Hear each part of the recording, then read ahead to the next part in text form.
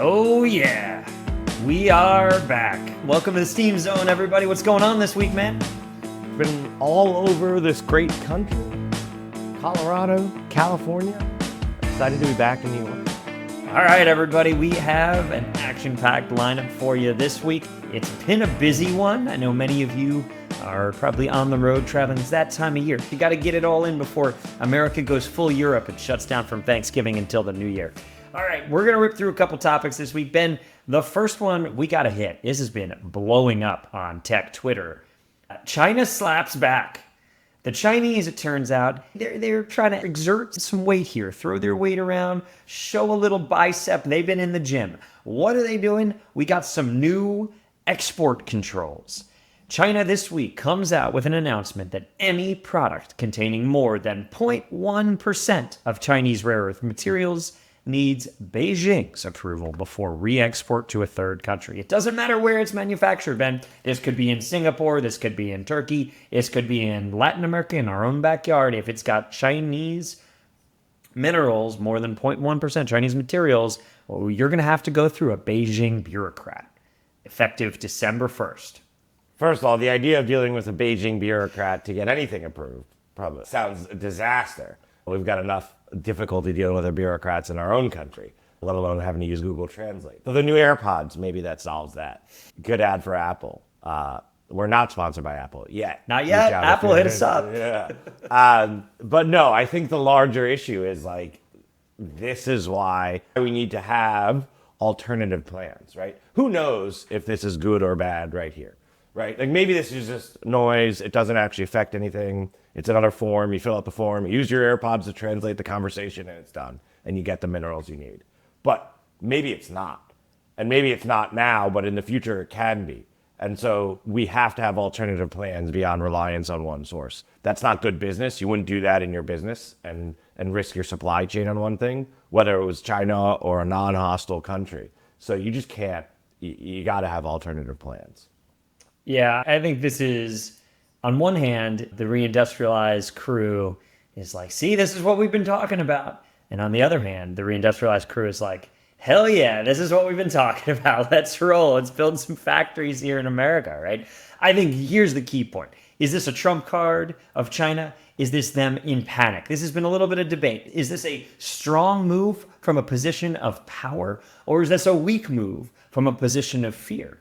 And, I think one way or another, what it is a Chinese signal that there are two players at this table, not one. It is not, America dictates to the world. China will have their say. Now, while it is not yet, why does this matter? It is not yet a restriction. Yes, obviously it adds time and cost and everything, even if it's just paperwork. But the implied threat is that we, Beijing, could at any moment shut off your supplies, America, Europe, anybody else in the world who pisses us off. And if you know anything about the Chinese, they tend to get pissed off about things that are a little different than the things that piss off Americans. Like, for example, you leave your house during COVID. Little different, right? A little different. You have more than one child. Little different. We don't like that here. So anyway, it's an escalation for sure.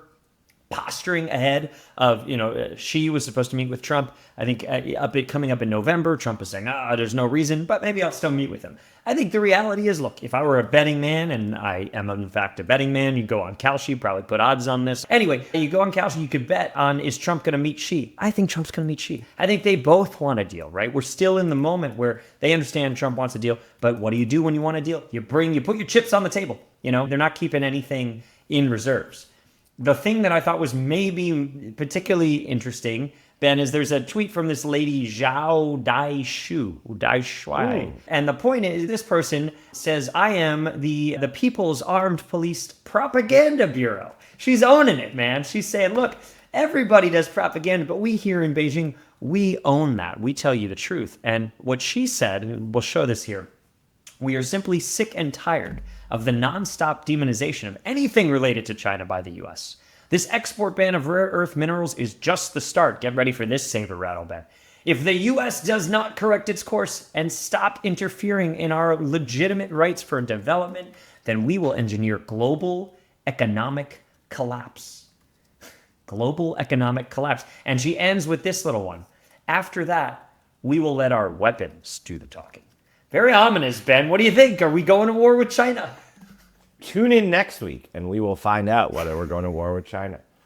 Hear it here first. The Steam Zone is a new reality series: global economic collapse, war, or just a bunch of McDonald's. Just bet it on Kalshi or Polymarket. Don't, whatever Polymarket or Kalshi says will be my take. There it is. We'll close this one out for now. Speaking of wars, we have a war that seems to be, for now, concluding in the Middle East. And I think if you're a humanist, if you're a peace-loving person, that is a good thing. Less people dying, good thing.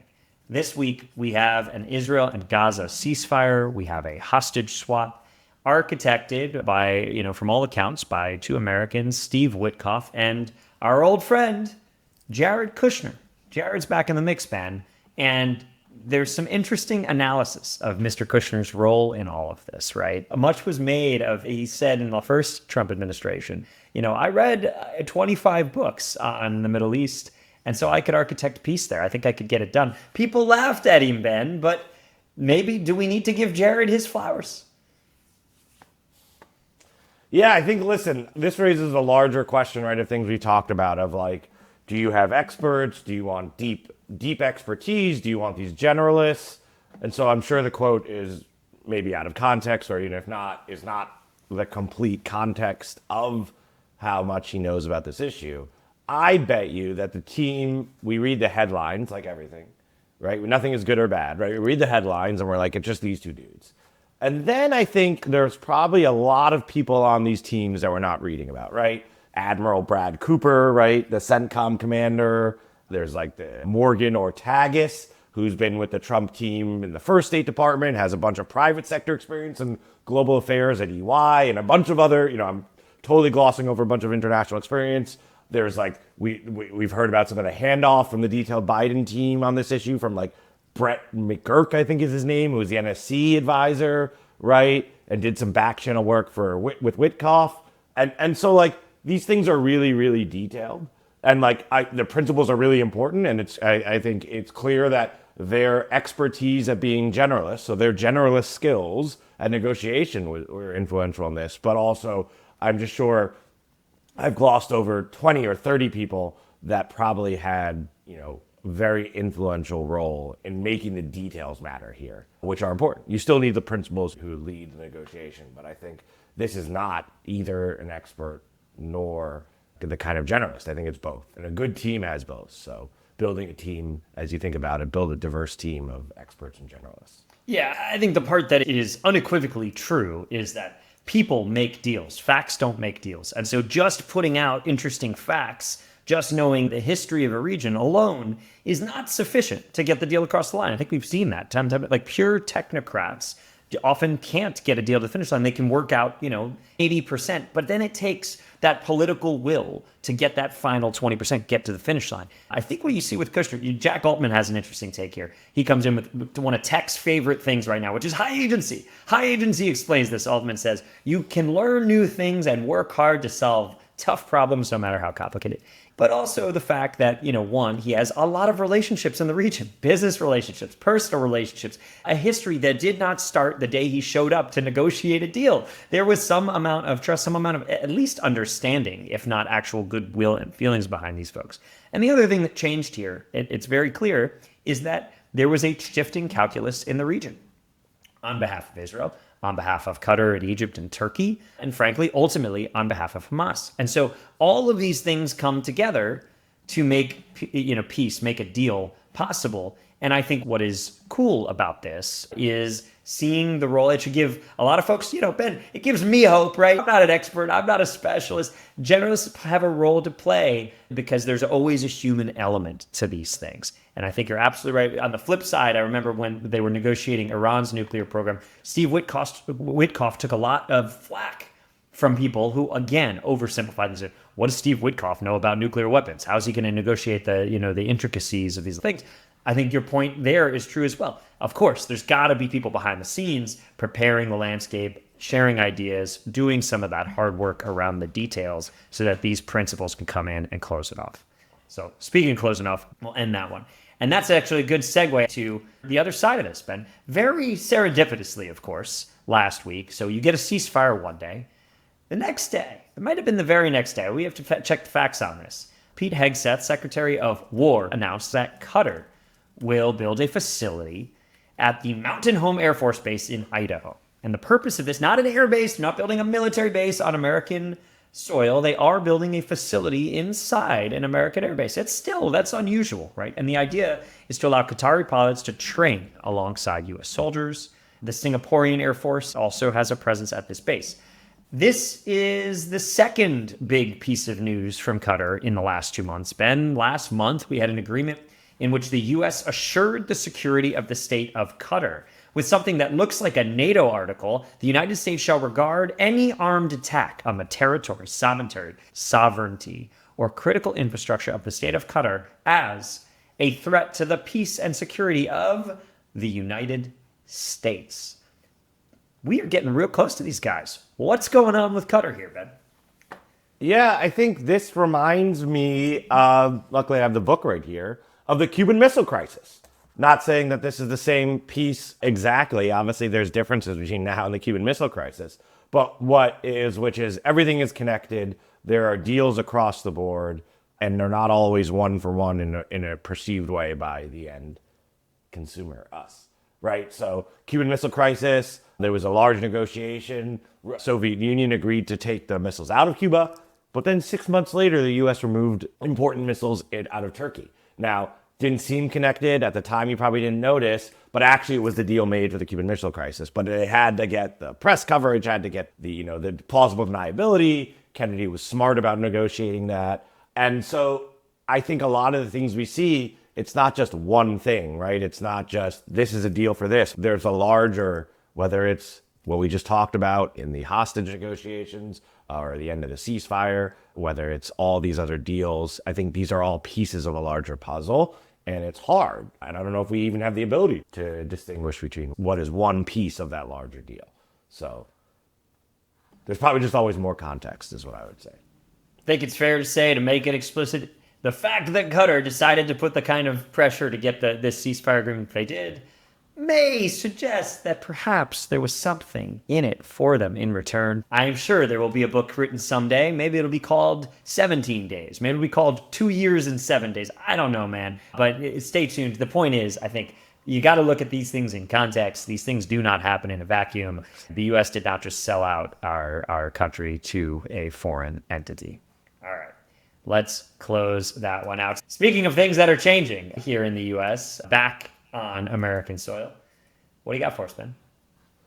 Yeah, no, a great article from the Argument magazine. Kyla Scanlon writes about what happens to college towns after peak 18-year-olds. So we are hitting, really interestingly, this demographic cliff in the United States of America, where we had peak 18-year-olds. That means there are going to be fewer and fewer 18-year-olds in the next few years. And that means, this author is positing and citing some really good data, that maybe the college town ecosystem collapses. I know you went to college up in New Haven. We won't say where, but how reliant is that town on the schools over there, right? And then as we think about these changing things, we have changing ecosystem around it, right? We saw this as manufacturing declined, that decimated towns in America, right? So it is not just about, it's fun to bully and make fun of the elite students who, they're not going to go to school. There is a lot of hardworking, working class people that are around the ecosystem of these things, and we can't just leave them behind. We have to think about them. So we need these institutional and kind of policy responses as communities, as cities, towns, states, maybe even the federal government, right? I don't know what the right answer is, to help mitigate, so we don't just repeat the crises that happen with manufacturing where we have decimation. I think we agree that decimation isn't good. That's not just the market working. We need to make sure for our own kind of peace and stability that we have a better kind of repurposing, making tech hubs, vocational training. I don't know, all those buzzwords that, politicians love to say and then don't follow through on. But we need to figure out something here, because it is not just fun to watch the colleges burn. Sure, everyone can make fun of that, but it is the whole ecosystem around it that I think is threatened. Yeah, it's not just about cheering as the colleges burn, although I do think there is certainly a correction needed in higher education and the bloated cost of higher education as the American taxpayer has basically subsidized the oversaturation of the administration of these universities as we've funded, basically no restriction student loans that continue to allow these universities to just continue to get more and more and more expensive without actually delivering consummate increase in return on investment. Here's what this means, I think, to me, Ben, is it's another example. We are standing at the precipice of this massive labor disruption in this country. We're already seeing it. There's some stuff that's been going on. I don't know if it's AI. I don't know if it's still COVID. It's probably a little bit of this and a lot of things all together mixed in one. Our economy is not really back where it's been in terms of jobs. I'm not talking about the stock market. I'm not talking about foreign trade. I'm just talking about jobs. You see it, highly educated people, even, folks who are used to, jumping from job to job, they're spending 6, 12, 18 months out of work looking for things. And even, in tech industries and finance and industries where there's usually, opportunity for folks who have that experience, even at the high end. At the low end, it's even worse, right? And so we are standing at this moment of change where I think the United States has always relied on the institutions of higher education to generate economic pivots, to allow people to move from one thing to another, whether that's graduate school or frankly undergraduate, but to move socioeconomic classes, to change their professions, their careers, their jobs. And we're going to have to do something a little bit different here because that's not going to work in exactly the same way. If I move a job and I'm 37, I'm probably not going to go back and get another 2-year degree. I'm certainly not going to go get back and get another 4-year degree. More and more people are going to bypass those 4-year degrees. And that's actually, I think, okay, because those schools are not purpose fit for every job. That's always been the case, but there was this cultural dynamic that everybody should go get a 4-year degree. So the question, I think, is how are we as a country preparing to meet this need, which is rapidly reskilling, upskilling, supporting the transition of our workforce. It ties very back to the first conversation we had here, which is if the U.S. is going to rapidly reindustrialize, things like trade schools and certificate programs, they're a part of it. They're a part of it, but part of it is also identifying people who are most likely to be impacted by some of this stuff and then supporting them, making sure they have access to some of these things at that right moment so that they don't despair, so that they don't become reliant on a welfare system, so that they don't lose agency in their own lives. And I don't think this is, frankly, going to be the provenance entirely of the government, of a state, local, or federal government. I think this is going to be about entrepreneurship. This is going to be about, rent-seeking individuals who understand that this labor force is an immense opportunity. If we're going to build huge factories, if we're going to enrich materials here in the United States, if we're going to refine rare earth minerals, that takes a different kind of labor force than what we have today. And so finding ways to put these good folks to work and to get them trained up and ready to be productive members of these teams is going to be a massive opportunity, not just an obligation. So I think there's some excitement there, but it's going to take some work. Okay, Noah, speaking of work, time for Job of the Week. Read me in.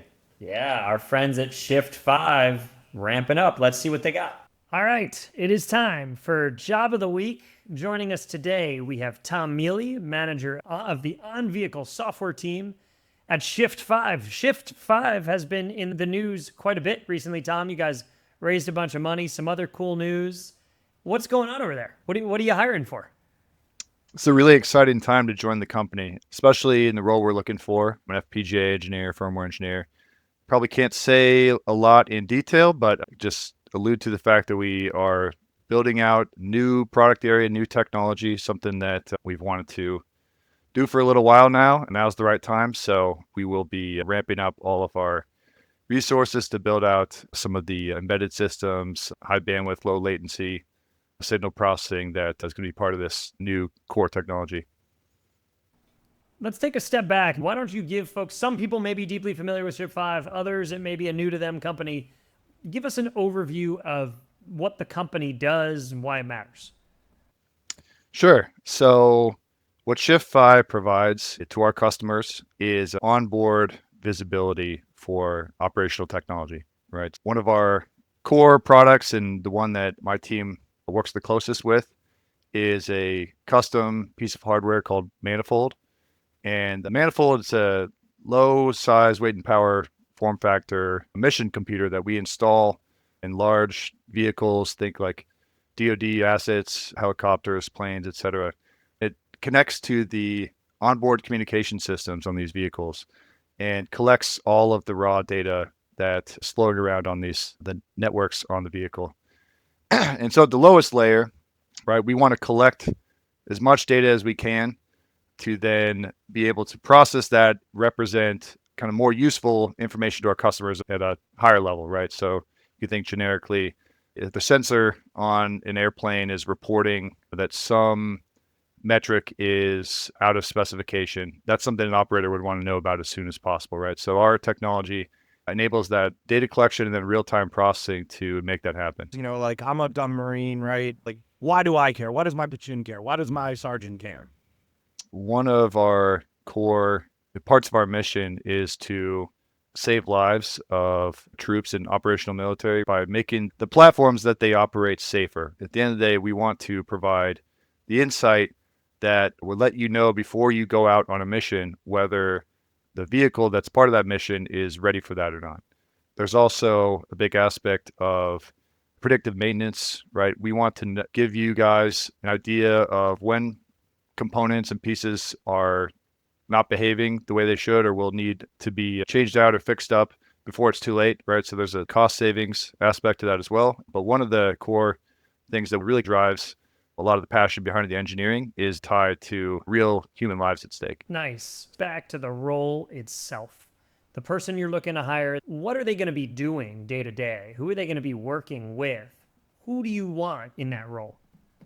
So the job description is titled firmware engineer, and firmware is a really overloaded term, right? But primarily what we're looking for in this role is an FPGA developer, right? Somebody who's comfortable with FPGA design, running HDL, test benches, and getting their hands dirty in the lab, using things like signal generators, oscilloscopes to actually see the design working on real hardware.